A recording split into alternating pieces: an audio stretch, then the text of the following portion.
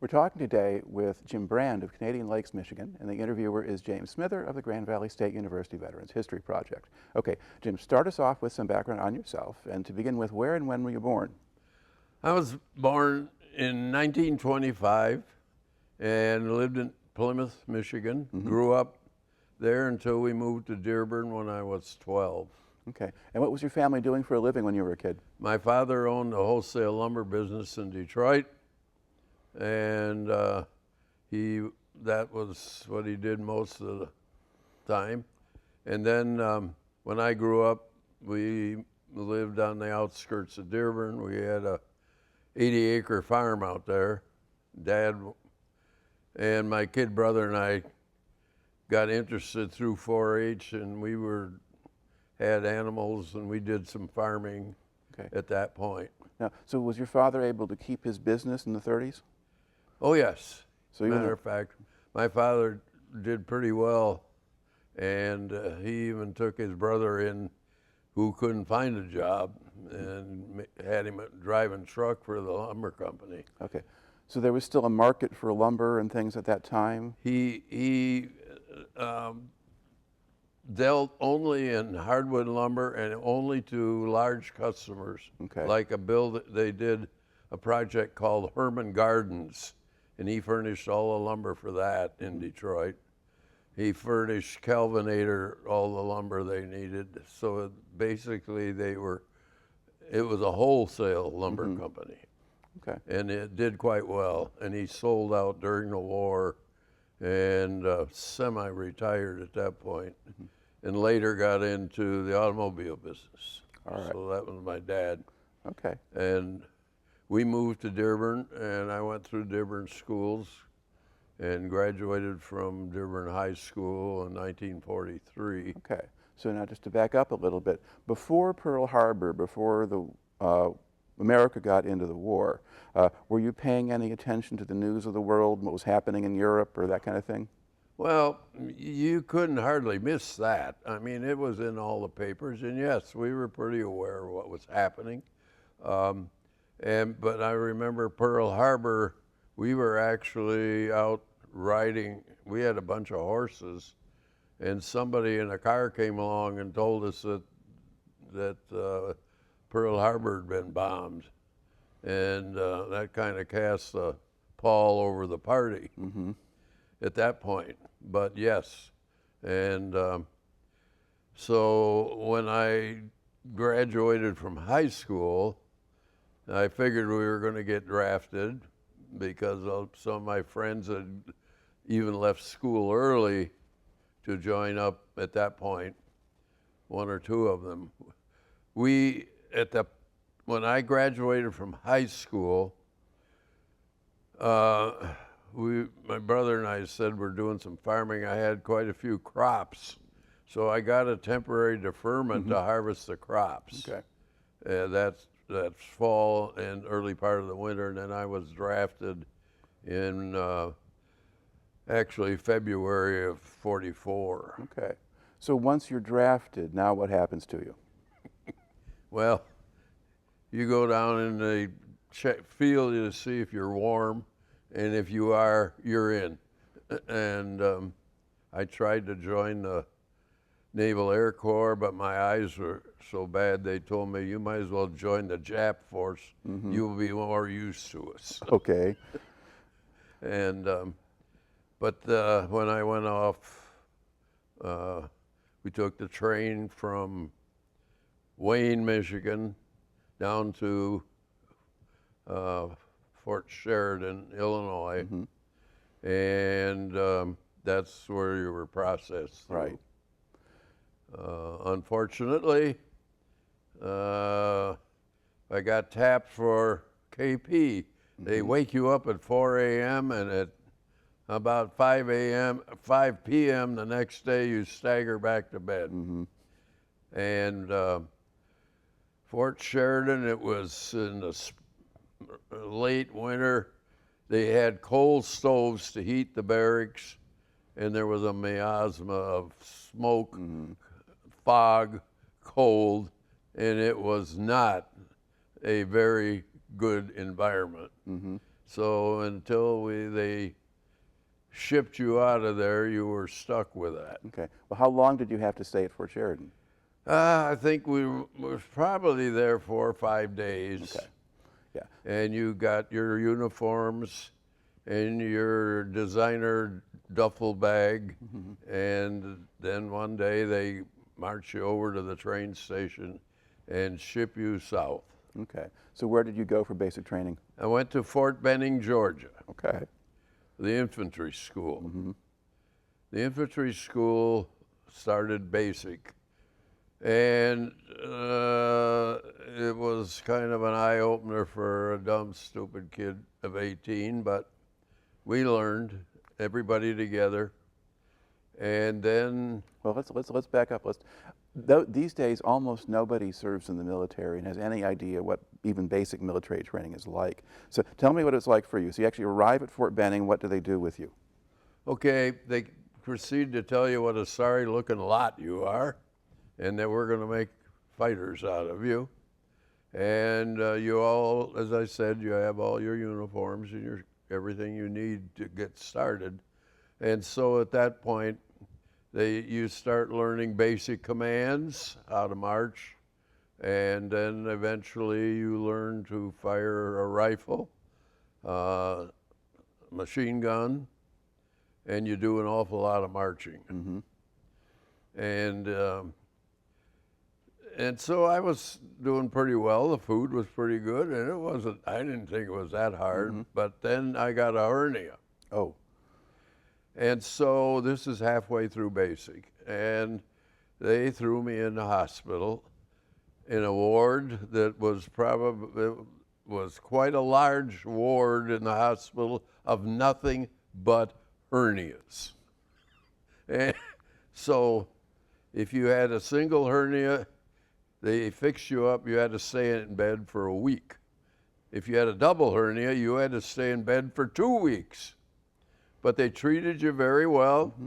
They had bedpan commandos running up and down taking care of you. In the middle of it, we're in the hospital, this huge ward. It was kind of dull. That you had magazines and things, and I learned to do crossword puzzles. Okay. So at any rate, in the midst of it all, back in that day, cigarettes were big, and there used to be in Chester, Philip Morris had a little guy about 4 feet high, and he was dressed in a bellboy's uniform with a pillbox hat, came charging down our aisle one day, call for Philip Morris, handing out cigarettes to the hospital patients. Well, yeah, cigarettes were good for you in those days. Yeah. At this point, my life took a turn for the better, because my grandmother heard I was in the hospital. She had a friend next door who had a son at Fort Benning who came to see me. I was a lowly private, just got in. This guy is a major. Oh. And he came in and talked to me, and he asked me what I wanted to do in the Army. And I said, well, I wasn't much taken with walking, but I'd like to work on vehicles or something. So we talked a bit, and he left, and I never saw him again. But and I got out, and I went home for a 2-week leave after they finally let me out of bed. And then when I came back, all the ones I'd done basic with had headed for England, Right. because this is March of 44, and they were headed for D-Day. I got transferred to the Ordnance Department when I came back. So I gathered up my designer duffel bag and rattled across Alabama and into Mississippi, and I was at the Mississippi Ordnance Plant, and I went through basic again there. Okay. And again, we did the same thing, learned to march, and we then graduated, and then I became assigned to a school learning how to repair tank engines. Okay. And that went on, and I graduated from the school. Wait. Where was that school? It was in Flora, Mississippi, north of Jackson, Mississippi. All right. And when you marched, you could have dust in your eyes and mud on your feet at the same time. Now, when you're down south, you're for Banning, but then you're in the smaller places in Mississippi.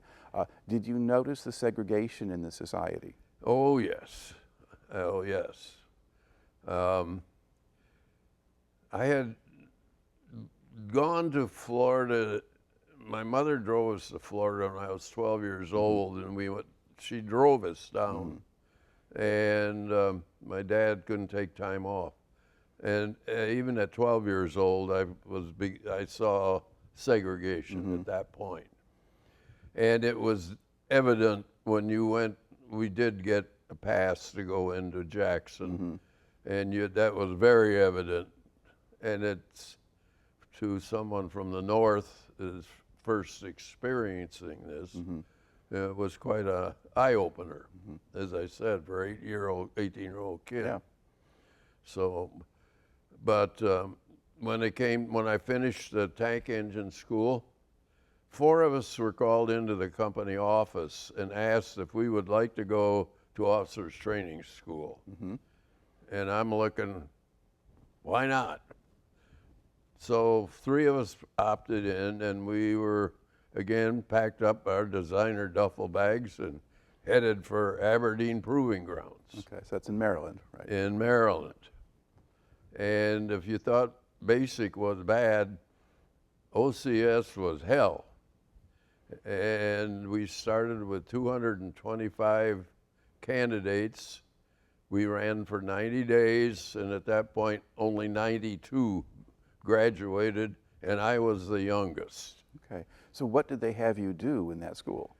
We had to study basic Army maneuvers, Army training. We had to learn Army back, forwards, up and down. We had to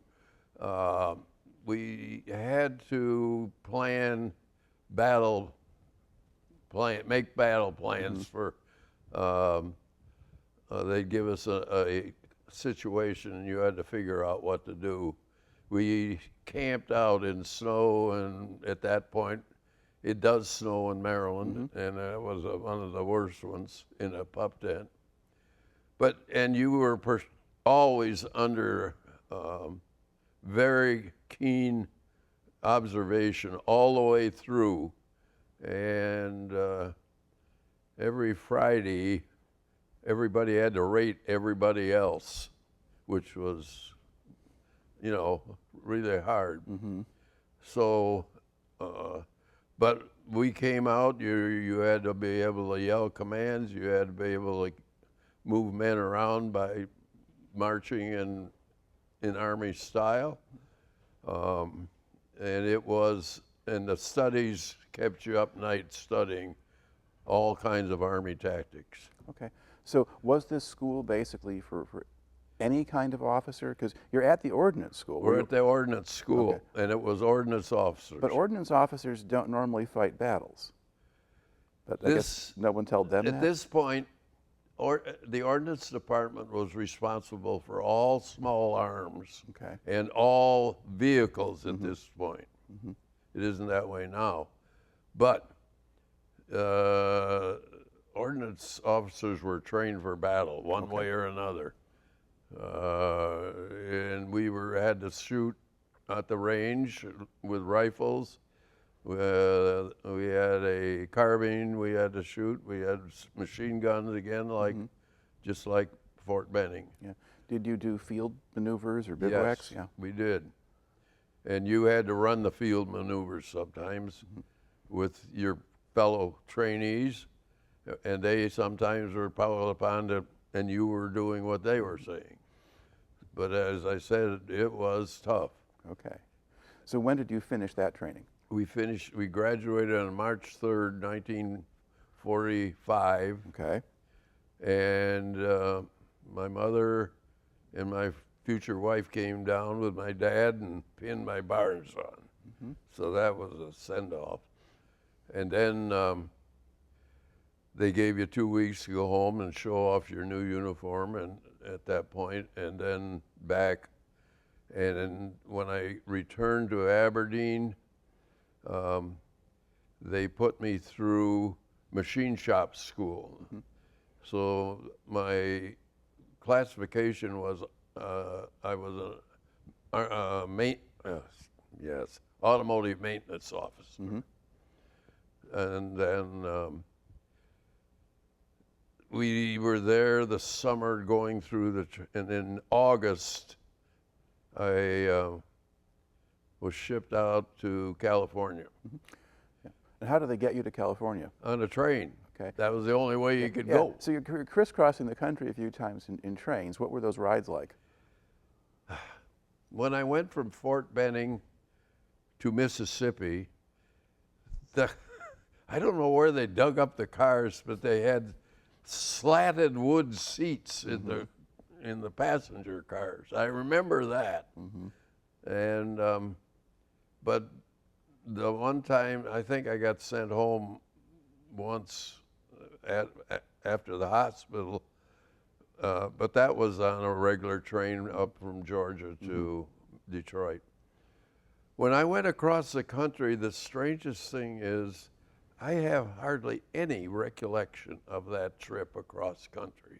I don't know why. It's just kind of was obliterated. I don't even remember how long it took. Okay. Well, your mind might have been on other things then. It could be. I don't know. It's very strange because I do know that in Omaha, all those troop trains were met by the women of the town, and they had refreshments for the troops going through. Okay. And I heard that from other people, but I don't remember. So where did you get to in California? I wound up in outside of Oakland, California, in Camp Beale, I think it was. Okay. And that was the replacement depot. So I was there for about 2 weeks because I know if you weren't going to ship out, they would give you a pass to go down. And I had an aunt that lives south of San Francisco, so I went down, spent the weekend with her. So when we finally were headed out, they loaded us up in trucks and hauled us down to the port of Oakland, and we got on a brand new ship. It was a Liberty ship. I was going to tell you the name, but it just disappeared. That's okay. And there were a whole bunch of enlisted men who were in the hold. The officers and some Red Cross workers were on the upper decks, and there were 4 of us in a cabin, and we ate at a mess on the upper deck. But each officer pulled a tour of duty in the hold with the enlisted men. I got it the first one. I was down in the hold where the enlisted men were berthed. When we headed out of the Golden Gate and hit the first swells, it was mass seasickness. I never saw anything like it in my life. There was a mad dash for the heads down there. I never got seasick. I went back up after, I think I spent the night down there, and then that was I didn't have to do it again. But for the first few days, there was only about 3 or 4 or 5 of us appeared at the mess on the upper deck. And finally, somebody had told me eat crackers and dry stuff, and I did. Never got seasick. Okay. Now, were you sailing in a convoy at that point? No convoy. Just by yourself. We were supposedly headed for Japan, and of course the war ended with the atomic bomb when we were on the high seas, and then there was all kinds of rumors. Where are we going now? And so we found out we were headed for the Philippines, and we were pulled into a place called Tacloban on Leyte. Right. And we sat there for a day or two, and then they said, now we're going up to Manila. Now, the voyage over was not too bad. Everybody wanted to know how long. I don't remember how long it took. It must have been 10 days to 2 weeks to make that trip. Never got seasick.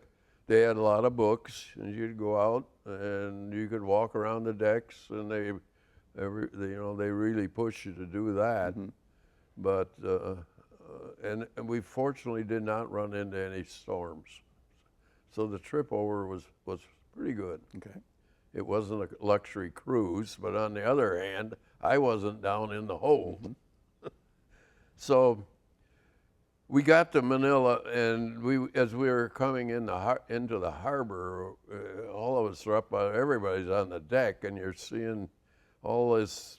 You can see at a distance as we're coming in how shot up the place was, and we're going by the bows of sunken boats sticking out in the harbor that we're skirting as we go in, and a lot of them, most of them were Japanese, because they had a rising sun painted on it. And we got into Manila, and we embarked or debarked and went in, and they loaded us into trucks, and they put us on the Manila Railroad, which was a narrow gauge railroad, ran up to Angeles, north of Manila, which is about 50 miles. So we sat on flat cars, and it rattled along about 20 or 25 miles an hour, and it miraculously stayed on the tracks. And we got up, and they unloaded us, hauled us off, and they put us up in barracks there till they decided what to do with us. The war has ended. They got all this bunch of people. What are we going to do with them? So I think we were there for maybe a week. It was enough that I had found out that you could hitchhike a ride down to Manila and go look at Manila if you wanted to. Nobody cared where you went as long as you came back and checked in. So we passed the time up there, and then I got specific orders to go down to Manila, and I was assigned to a laundry company. Okay. And I found out one of my friends from OCS, who had gone over earlier, he was on the staff there. So that went along I was just beginning the laundry business for about 3-4 days, and more orders came back, and they shifted me over to a motor pool. And so I got the designer duffel bag, went over to the motor pool. And I lasted there about 4 days, and again, more orders. It turns out that Manila had been gearing up for it was one of the spots gearing up to go to Japan. And there was a circle road around Manila, and it was side-by-side vehicles, almost like entire road of vehicles that have been gathered in, brought in from islands, from wherever, getting ready to get ready to go to Japan. And so they had set up a ordnance battalion, which was a base battalion to repair vehicles, big outfit, with all the tools to redo vehicles to get them to get going again. And then there was one of the companies was part of the battalion and they ran the bring it. Now they had changed their view because there was hardly any, what I want to say, transportation for the average guy in Manila or the Philippines. The Japs had destroyed an awful lot, most everything. Right. So there was no jobs. There was hardly any work to go to anyway because everything was in chaos. We went down to look at the town. The government buildings had been shelled, and some of those were partially collapsed. The city hall, which was beautiful building, white building, was all pockmarked with bullet chips. And at one time it was called the Pearl of the Orient, and this beautiful drive along the waterfront. There were lots of apartment buildings, and if you went into one, you looked right out through the roof. It was just they were just shells. Right.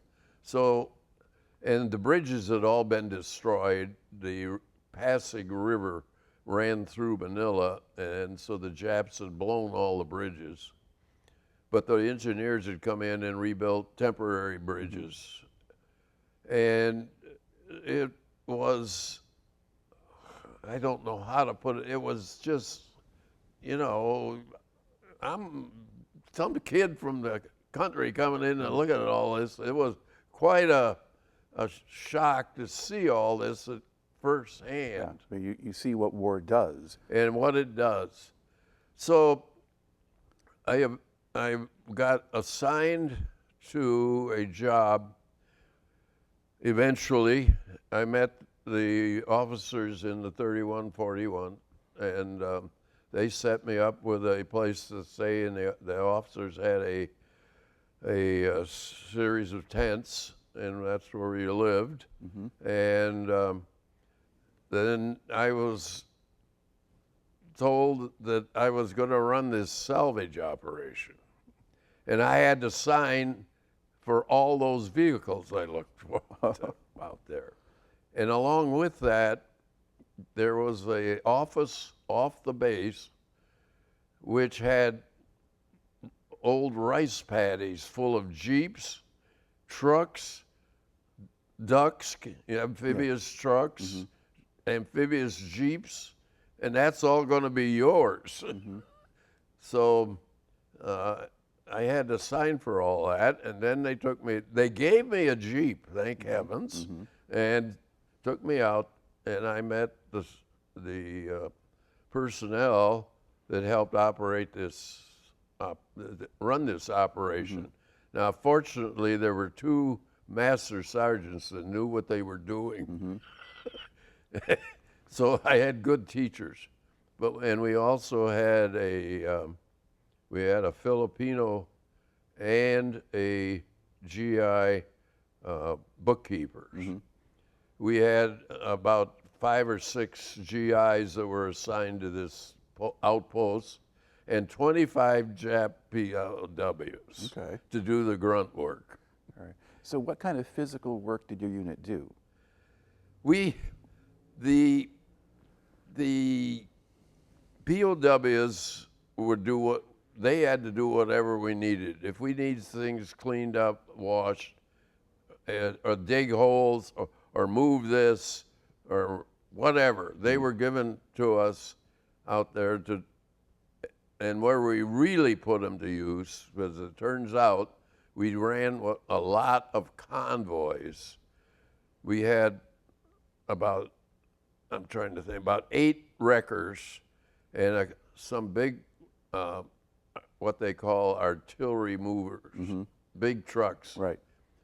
And we had to go out to the hinterlands in Luzon where there were a lot of Jeeps and trucks that had been abandoned or had been taken there. And we would run a convoy of,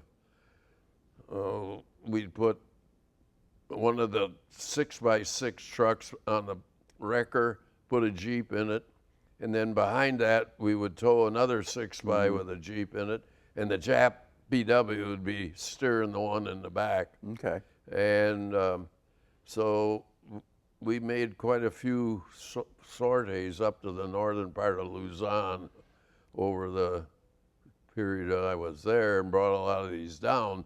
And then they were some of them were refurbished, and at that point the Army was selling vehicles to the Filipinos, and the Filipinos had to go down. They would pay a certain price, and they would get a chit, but they bring us out to our compound, and we would deliver a Jeep or a truck or whatever they had paid for.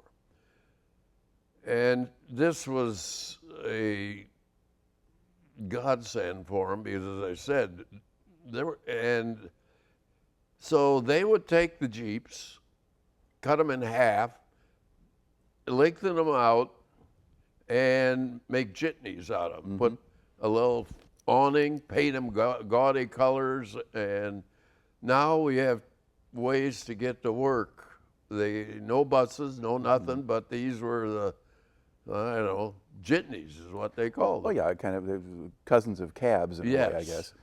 And the big trucks, there were supplies coming in on ships at the docks, so they had to have the bigger trucks get that stuff out into the population. A lot of food coming in, a lot of whatever they needed, because most of them were pretty hard up. It had not been a good occupation from the Filipino standpoint. Yeah, the Japanese were not very good guests. No, they were not. Okay. So what impression did you have of those Japanese prisoners? They were a sorry lot. They were. They were actually looked after.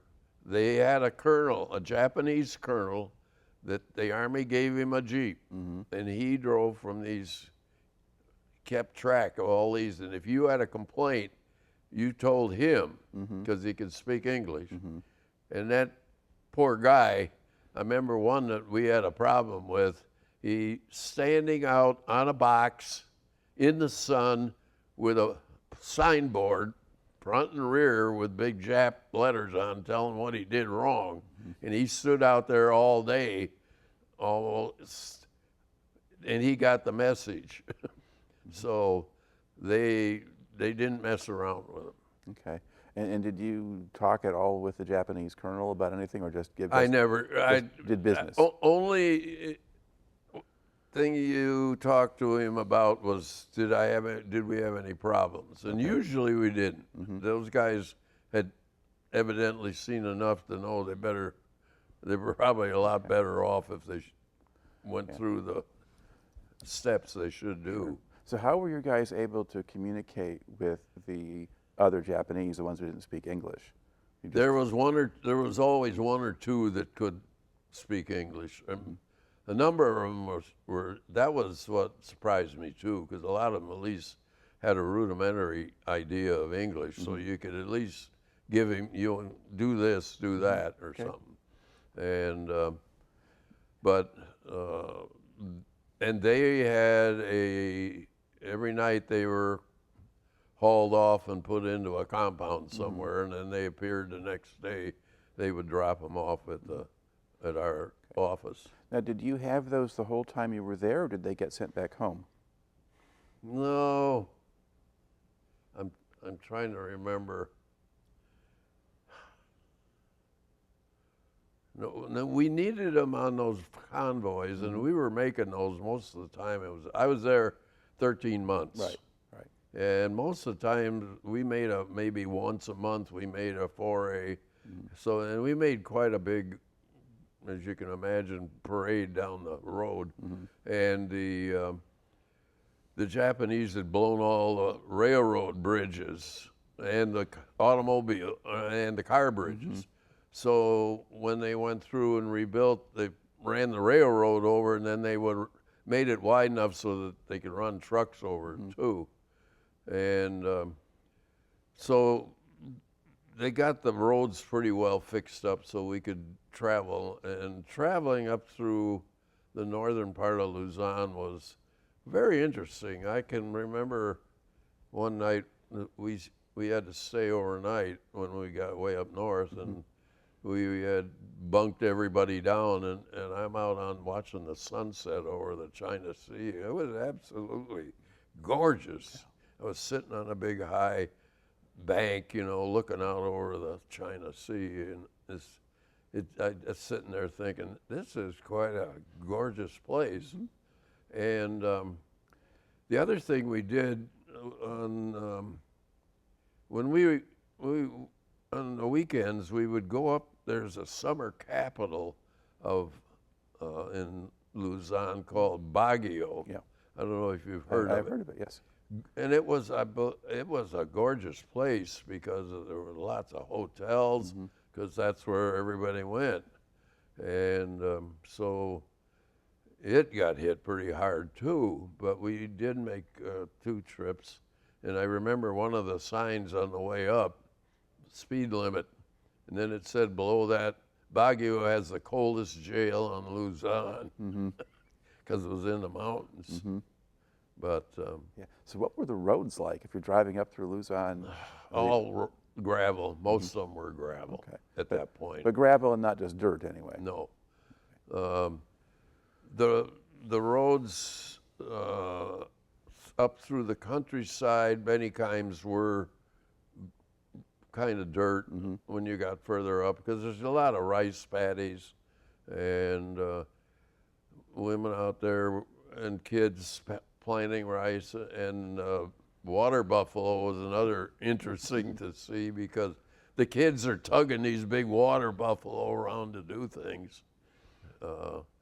It was a, again, as I said, and now I'm 19, you know, and I'm doing all these things, and on other days we had kind of commandeered a staff car, so we had a 4-door Chevy, which we had a lot of stuff out there because we could fix your vehicle. If you had a Jeep in town or something and another outfit, you wanted to keep up with the ordnance guys because they could help you out. Right. So we got memberships to the Officers Club in Manila. We got membership in something else. And so we could pull strings and get things done occasionally. But it was a very, very interesting tour to see how the other part of the world was. Sure. You know, and many of us, heck, the war was fought by guys, you know, 19, 20, 21, 22. And we sure grew up in a hurry. Yeah. Now, what kind of impressions did you have of the Filipinos? Most of the Filipinos were pretty good. There were, like anything else, there was a lot of, we had to weld a chain to your dash on the Jeep with a padlock around the steering wheel, because if you went into town, it might disappear. And, but it's like anything else. But on the other hand, the tents, officers' compound tents, behind the fence was a fair-sized house, and a lot of them were built on stilts, you know, and the pigs or animals were below. But a lady came over and invited 4 or 5 of us to dinner at their house on the other side of the fence. So we dressed up and we went over and were greeted, and they invited us into the house, which was very comfortable. They had dug up or buried all their stuff, their china, their silver, their crystal. All these things had been buried, and they dug them all up, and they put on a big feast for us. We'd heard them killing the pig during the day and chickens, and this was quite a well-off family before the war. Right. And they were so thankful that we had finally come in, and the Americans had come in and gotten rid of the Japanese, and that this was one small thing that they could do.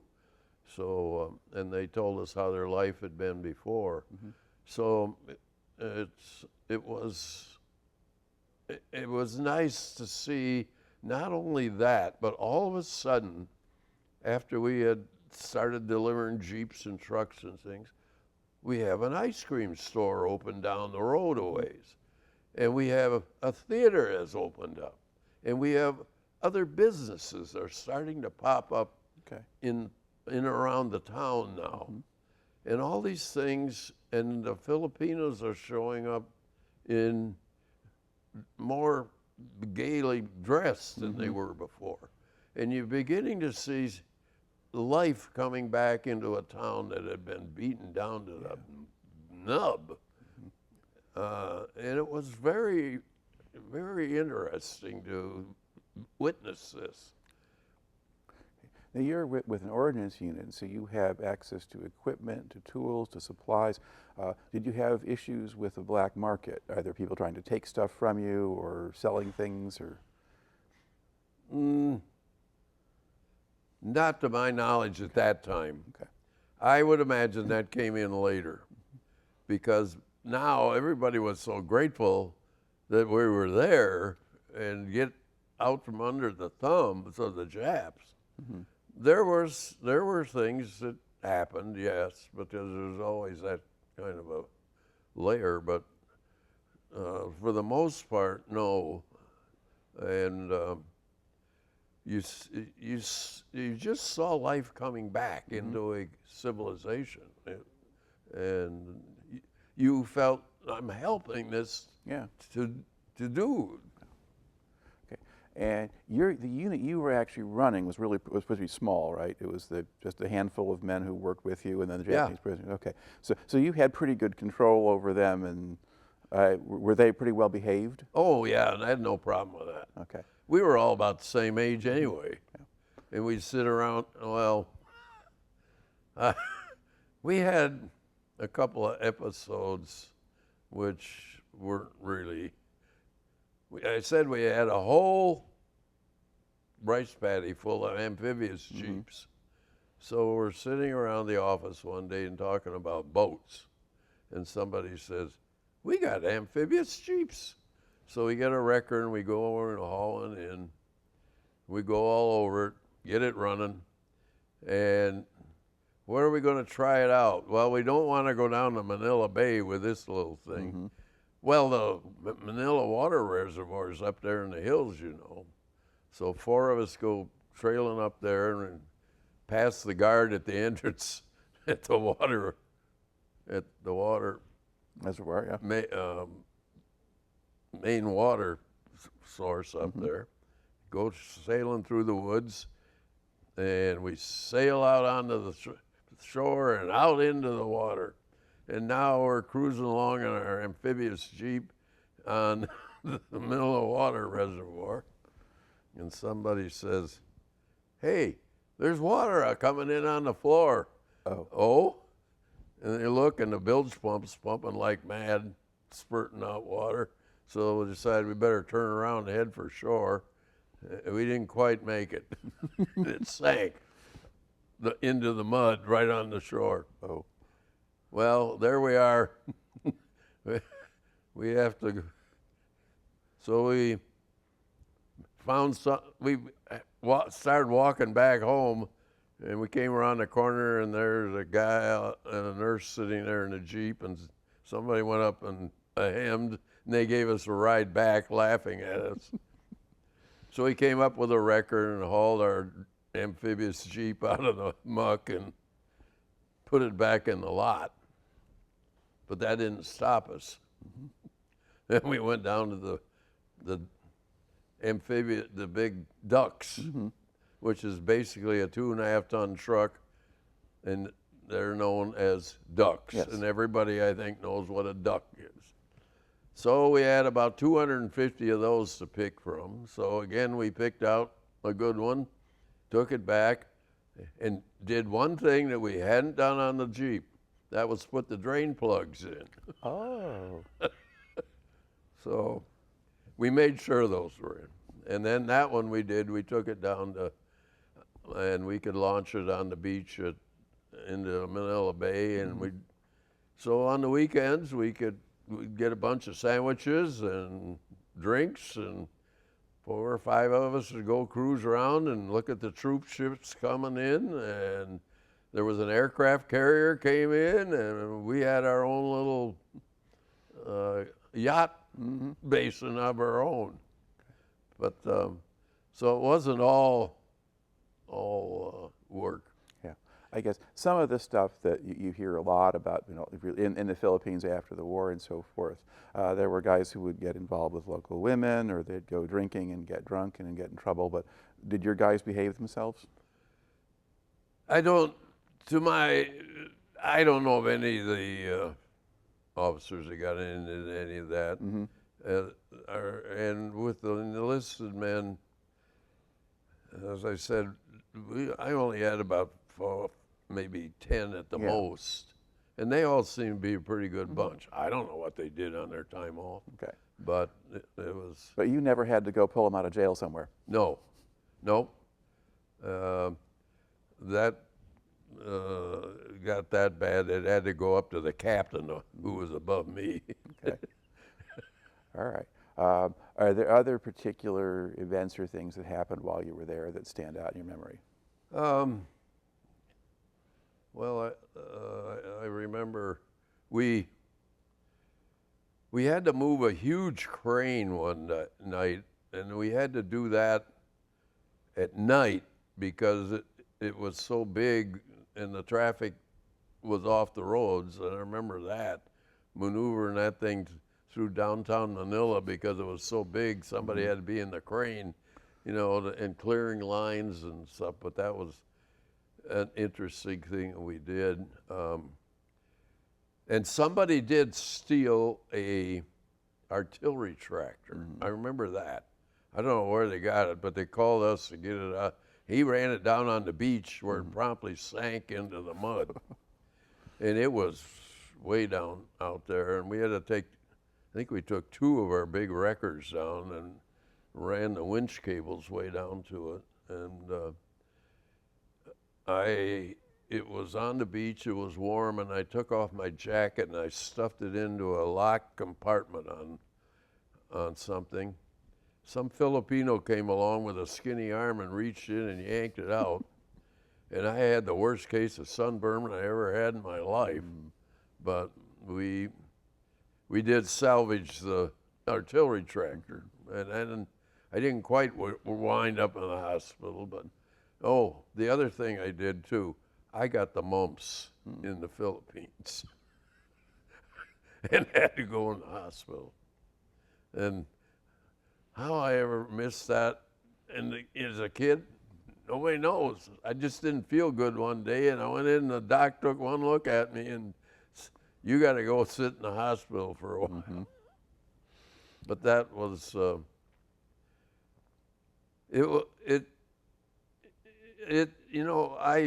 I lucked out. That's the only way I can look at it, because so many people had so many problems. So many people got into horrible things. And all this happened to me.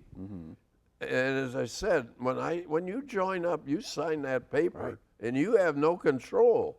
And all of this just happened. Yeah, because you really were destined to be just an ordinary grunt originally, and you were going to do infantry training. Yeah. If that hadn't gotten interrupted, then I might have probably been in D-Day. Or D-Day, or at least in one of the units that goes in after, but that's where we took most of our casualties. So yeah, you missed that, and then you wind up, in ordnance and doing that. So yeah. Now, a different kind of question. How much contact did you have with people back home while you were out there? You could call home. You had to go down to Manila at a certain point. Cost $12 a minute, and you only got 3 minutes. And so they would call home. So I called my mom once or twice. I called my future wife a couple of times. She was at Michigan State and at the dorms, and that was about all I did. Did you write home? Oh, I wrote all kinds of letters home, describing what it was all about. And Mother my mother wrote for the Dearborn Press, and she put the letters in the Dearborn Press because I was describing what I've described to you right. as it went along. And So at this stage now, the war is actually over. There's not an enemy. So did anyone censor your letters or read them? no, Okay. no, nobody cared anymore. And at that point, you were putting time. You had to have a certain number of points and a certain number of months in the Army before they would talk to you about going home. Right. And so many of the ones that were there when I got there gradually disappeared. And then when I finally reached the point, I went in, they relieved me, and somebody else signed for all those vehicles, and then we got a shipment on the ship and went back home. And coming back under the Golden Gate Bridge, the whole ship let out a whoop as we went under. And but the experiences I had in the Army, particularly getting through OCS, colored my life for the rest. I figured if I got through OCS and if I did all that, I can do anything. And so my life has been a kind of because of all that, done a lot of different things that somebody say, well, what about this? Well, let's give it a try. And it worked. And so it was really you grew up fast. Let's put it that way. All of us grew up fast. Now, when you got back, you landed in San Francisco, did they discharge you right away, or did they send you somewhere else to discharge? I got discharged. My dad flew out to meet me when I got back. And I got discharged at my uncle's home in California. Okay. But then they gave me money to go home from California. So my dad and I went down to visit his brother and my uncle. And then we flew home on the big new DC-4. Okay. So a step up from the DC-3. You know. Is that still a two-engine plane, or was that bigger? I think I don't remember about it, but Dad was really up, really up about that. Right. Now, when you get discharged, did they ask you to join the reserves? They asked if we wanted to, yes. Okay. And because, as I said, when we finished up officer training, we were discharged. I was a corporal. Right. And then we signed up as a second lieutenant at that point. So when I got out, then I was discharged as a first lieutenant. So then I joined the reserve. So I was signed up again, and the reserve ran a 5-year term, and then I was discharged again. So I got 3 discharges. All right. So was this sort of active reserve, and that you did some training and things while you were with them? Yes. I was going to Michigan State, and there was I guess there was a company of officers, and we were training this was during the Korean War, to go out and take over Nebraska Ordnance Depot if need be, if the war intensified. And we did go out and put 2 weeks in at that point. And the Nebraska Ordnance Depot is now Cabela's. I found that out later. But yeah, so that wound it up for me at that point. But it was, I don't know how to put it. I've just tried to explain how it was for me. Sure, I see you. Yeah. And what kind of career did you go into after that? Well, I graduated from Michigan State. I went to work for Ford Tractor Division as a service engineer. And then, like I said, let's try something else. With my dad retired from his lumber business, and we bought a 300-acre dairy farm. Dad didn't want anything. He says, I'll buy the farm, you buy the equipment. So that's how it worked out. And he lived in Dearborn, and he'd come up. He loved to run tractor, and we farmed. We were milking 40 head of cows eventually, and farming about 400 acres. And it was a great place to raise the kids. But we couldn't see how we were going to be able to afford to put 4 kids through college. And then through a very strange set of circumstances, I got an offer to teach at Ferris State. And so we sold the farm. I went up to Ferris and and eventually was the program director for the heavy equipment repair program. So I was there for 19 years, and then we both retired. But again, that was very, the going through OCS particularly was such a ordeal, and I found myself graduating when all these other guys had dropped out or been bounced out. How did I do that? Well, if I could do that, I can probably do a whole lot of things. And at the age of 98, you're still here talking to me. And on top of that, your wife is out there listening to us right now. So, so it makes really for a pretty remarkable story and a little bit different from anything else I've gotten before. So I'd just like to thank you for taking the time to share today. Well, I appreciate you doing this. It has been a long and fruitful visit with you to find out I can really talk and tell you about it yet. All right.